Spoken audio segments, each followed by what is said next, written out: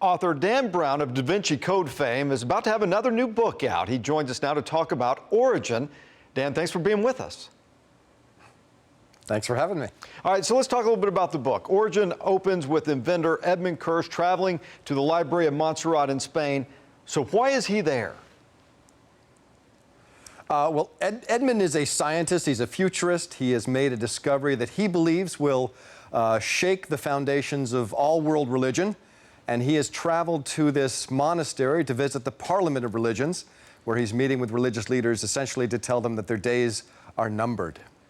Oh, interesting. All right, so Robert Langdon is also in Spain. So what brought him from Harvard to Spain?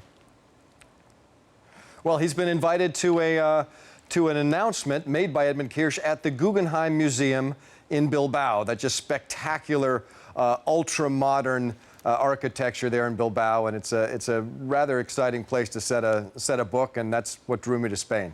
Yeah, so how much research did you do in Spain? A couple of years. I actually lived in Spain as a child, went to University of Seville for a semester, and spent a couple years on and off going back and forth to Spain, set the book in Bilbao, Barcelona, Seville, Madrid, and of course anybody who hasn't been to Spain, it is one of the great European countries, and Barcelona is one of the terrific art cities in the world. Yeah, no doubt about that. And of course, art history has been crucial to many of your novels, with famous paintings playing key roles. What can you tell us about the art in Origin? Yeah, well, it's funny because Langdon is very much a classicist.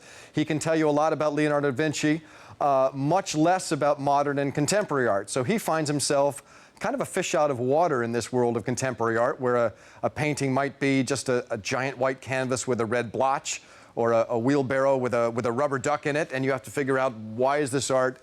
How does it move you? And so he actually, like many of us who look at modern art, struggles a bit with trying to understand what makes it art.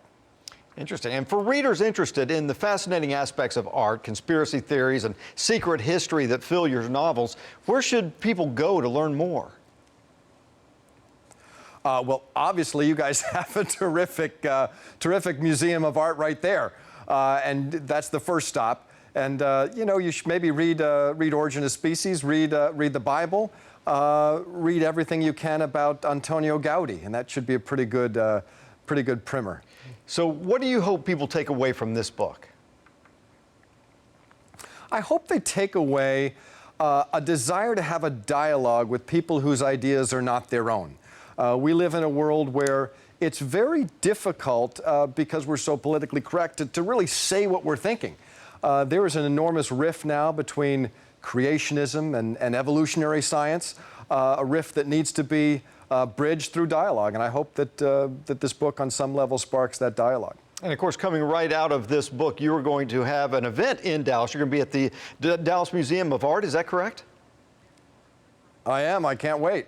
All right, we look forward to having you here. All right, Dan Brown, thanks for being with us today. And you can look for Dan Brown's new book, Origin. It's available October 3rd.